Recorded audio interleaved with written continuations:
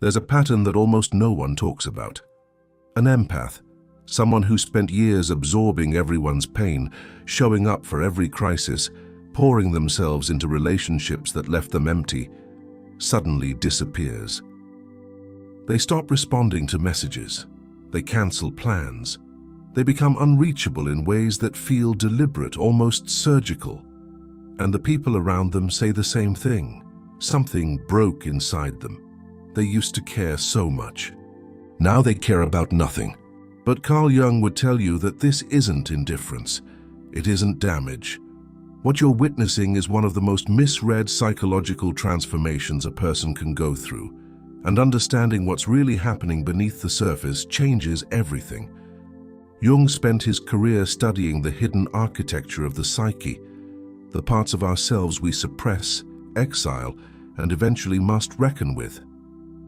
He discovered that every person carries what he called the shadow, the disowned aspects of the self that don't disappear when ignored. They accumulate, they wait, and when the pressure becomes unbearable, they erupt. For empaths, the shadow contains everything they were never allowed to be: unavailable, indifferent, closed, self-protective. They learned early that their worth depended on their emotional generosity, that being needed was the price of being loved, that to withdraw was to fail at the most fundamental level of who they were. So they gave, and they gave, and they gave some more, until the day they couldn't. What looks like avoidance from the outside is almost never what it appears to be from the inside. The empath didn't stop caring because they became cold. They stopped giving because they hit a wall that no amount of willpower could climb. Jung called this the psychic compensation mechanism, the unconscious mind's way of forcing a correction when the conscious self has pushed too far in one direction for too long. Think of it like a system overload. The empath's nervous system spent years operating at a frequency it was never designed to sustain permanently. Every absorbed emotion, every managed crisis, every sacrifice made in silence, it registered somewhere. And when the threshold broke, the psyche didn't gradually dial things down, it shut the whole system off. This is why the shift feels so sudden and so total to outside observers. Because it was sudden, not because the empath chose to change overnight, but because the unconscious doesn't negotiate. It simply stops tolerating what the conscious mind kept forcing it to endure.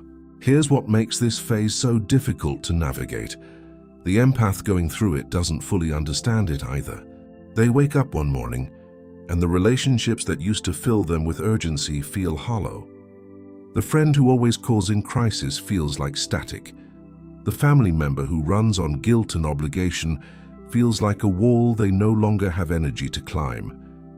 The romantic partner who needed constant reassurance feels like a weight they can no longer carry.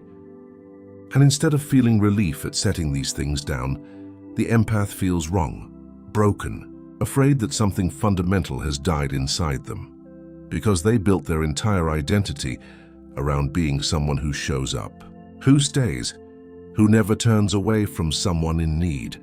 Jung would say this disorientation is actually a signal, not that something has died, but that something is finally waking up. What's really happening during this phase is that the empath is meeting their own needs for the first time, and they don't know how to do it without disappearing entirely. This is the crucial distinction that separates healthy recalibration from true avoidant shutdown. The empath who is healing doesn't lose their capacity for connection. They lose their tolerance for connection that costs them everything. The empath who is in crisis retreats because they no longer trust themselves to know where they end and other people begin. Jung saw both. He found that empaths who had spent years without psychological boundaries didn't just lack them, they had never developed them in the first place.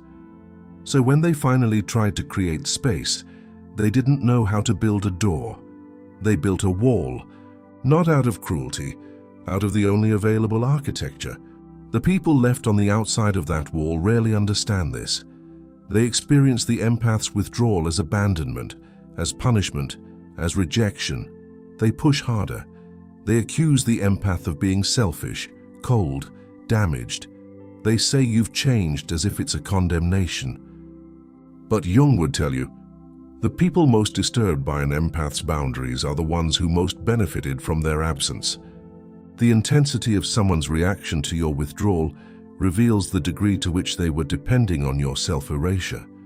Real care doesn't demand you sacrifice your sanity to prove it.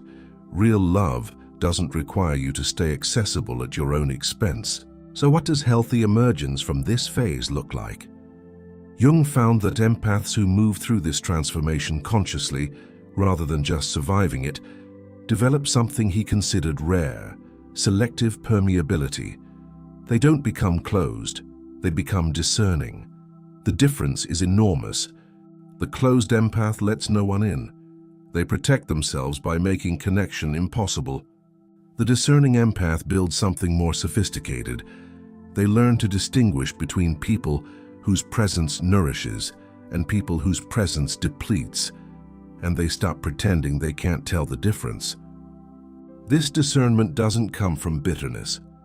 It comes from finally taking their own experience seriously, from treating their own exhaustion as data rather than weakness, from understanding that the most empathic thing they can do for themselves and for others is to stop performing availability they no longer have.